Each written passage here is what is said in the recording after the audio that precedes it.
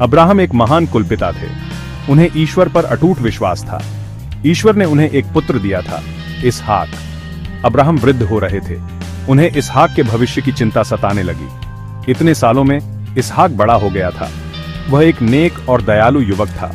Abraham चाहते थे कि इसहाक एक अच्छी पत्नी पाए, लेकिन अब्राहम को एक डर सताता था। वे नहीं चाहते थे कि इसहाक कनान की किसी लड़की से विवाह करे। कनान के लोग ईश्वर को नहीं मानते थे। अब्राहम का हृदय चिंता से भर गया। उन्हें अपने परिवार और अपने वंश के भविष्य की चिंता थी। अब्राहम ने ईश्वर से प्रार्थना की, हे प्रभु, मेरे पुत्र के लिए एक अच्छी पत्नी कहां से लाऊं? ईश्वर ने अब्राहम की प्रार्थना सुनी। ईश्वर ने कहा, चिंता मत करो अब्राहम, मैं तुम्हारे साथ हूं। मैं तुम्हारे वंश को आशीर्वाद दूंगा। मैं तुम्हारे पुत्र के लिए एक अच्छी पत्नी लाऊंगा। ईश्वर ने वादा किया था कि अब्राहम के वंश से एक महान राष्ट्र का निर्माण होगा। यह राष्ट्र ईश्वर की सेवा करेगा और दुनिया में उनका संदेश फैलाएगा। अब्राहम ने ईश्वर के वादे में सांत्वना पाई। उन्हें विश्वास था कि ईश्वर अपनी बात रखेंगे। अब्राहम ने अपने सबसे विश्वास पात्र सेवक को बुलाया। सेवक बहुत वर्षों से अब्राहम के साथ था। वह वफादार और बुद्धिमान था। अब्राहम ने सेवक से कहा, तुम मेरे देश जाओ और वहां से मेरे पुत्र इसहाक के लिए एक पत्नी ले आओ। सेवक ने कहा, जैसी आपकी आज्ञा स्वामी। अब्राहम ने सेवक को शपथ दिलाई। उन्होंने कहा, तुम कनान की किसी लड़की को मेरा पुत्र इसहाक के लिए मत लाना। तुम मेरे ही देश की लड़की को लाना। सेवक अब्राहम के आदेश का पालन करने के लिए तैयार हो गया। उसने 10 ऊंट लिए और उन्हें बहुमूल्य उपहारों से लाद दिया। फिर वह लंबी यात्रा पर निकल पड़ा। वह कई दिनों तक यात्रा करता रहा। अंततः वह नाहोर नामक एक शहर पहुंचा। यह वह शहर था जहां अब्राहम का परिवार रहता था। शाम का समय था। शहर की स्त्रियां पानी भरने के लिए कुएं पर आ रही थीं। सेवक थका हुआ था।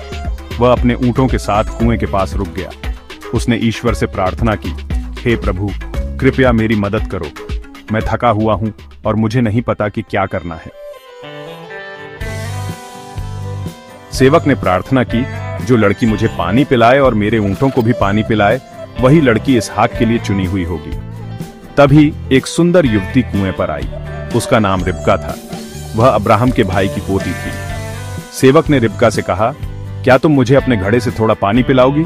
रिबका ने कहा, हाँ जरूर। रिबका ने सेवक को पानी पिलाया।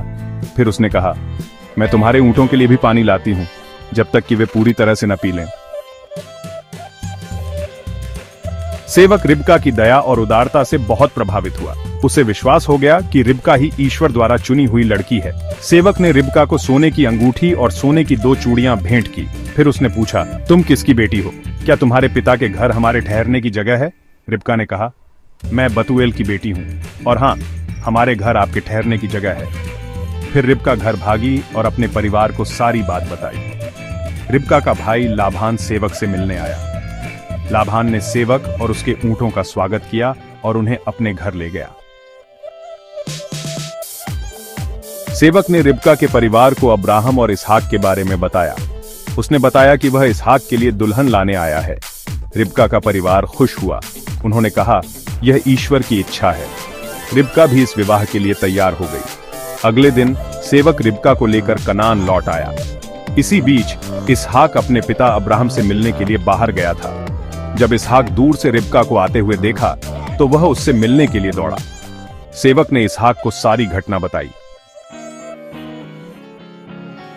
इसहाक रिबका को अपने तंबू में ले गया। रिबका इसहाक के लिए एक अच्छी पत्नी बनी। वे दोनों एक दूसरे से बहुत प्यार करते थे। इसहाक और रिबका के 2 पुत्र हुए, एसाव और याकूब। याकूब 12 पुत्रों का पिता बना। ये 12 पुत्र इसराइल के 12 गोत्रों के पूर्वज बने। इस प्रकार अब्राहम का वंश आगे बढ़ा। ईश्वर ने अपना वादा निभाया था। यह कहानी हमें विश्वास और प्रार्थना की शक्ति सिखाती है। अब्राहम ने ईश्वर पर भरोसा किया और ईश्वर ने उनकी प्रार्थना का उत्तर दिया। हमें भी ईश्वर पर भरोसा रखना चाहिए, चाहे परिस्थितियां कैसी भी हों। ईश्वर हमेशा हमारी प्रार्थनाएं सुनता है और हमें सही मार्ग दिखाता है। रिबका का जीवन हमें दया और उदारता का महत्व सिखाता है। हमें हमेशा जरूरतमंद लोगों की मदद करने के लिए तैयार रहना चाहिए।